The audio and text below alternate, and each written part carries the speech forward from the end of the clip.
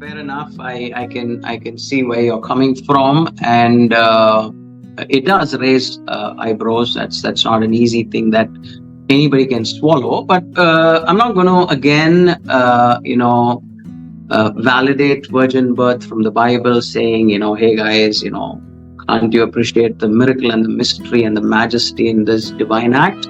I'll perhaps come to that in closing.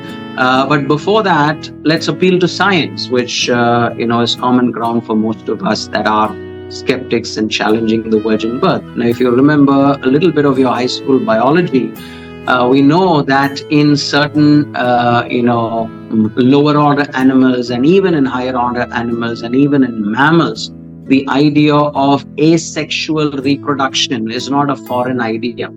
Okay. And if I can speak very specifically, there are many different varieties of pythons, that reproduce asexually. The Komodo dragon is something that reproduces asexually. And, certain varieties of sharks reproduce asexually. Now, this in science is what we call as parthenogenesis. Now, this is all,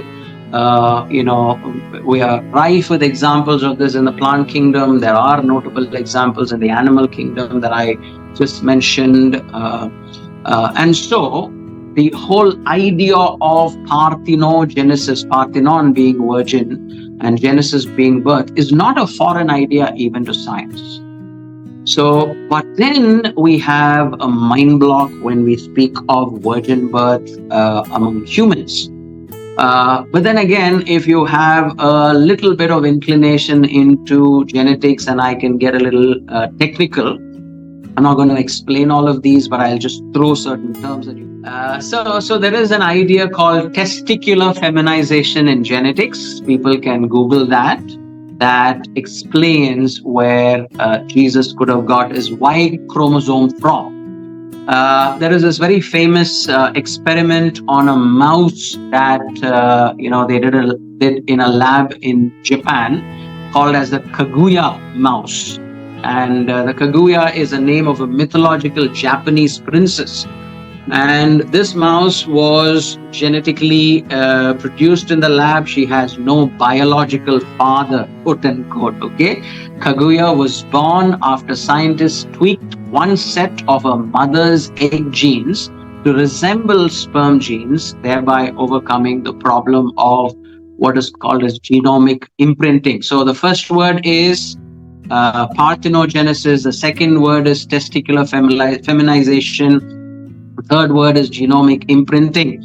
And then from genomic imprinting, you have to have what's called as back mutation, and then you will have a genetic mosaic. And it is possible, scientifically, to validate virgin birth. Now, that's the science angle of it. It takes a lot of tweaking. It takes a lot of work. But then again, as a Christian that appeals to the Bible very beautifully says that Jesus was supernaturally conceived, of the Virgin Mary, that had not known any man yet, by the power of the Holy Spirit. And that's a miracle and a mystery. There is both mystery and majesty in the birth of Jesus, but we can't do away with it saying there are no examples or possibilities. This is an absurdity. No, it's not. Science has demonstrated it in the plant kingdom, the lower animal kingdom. They have also done it in mammals. And so we have to grant virgin birth. It's not a fairy story.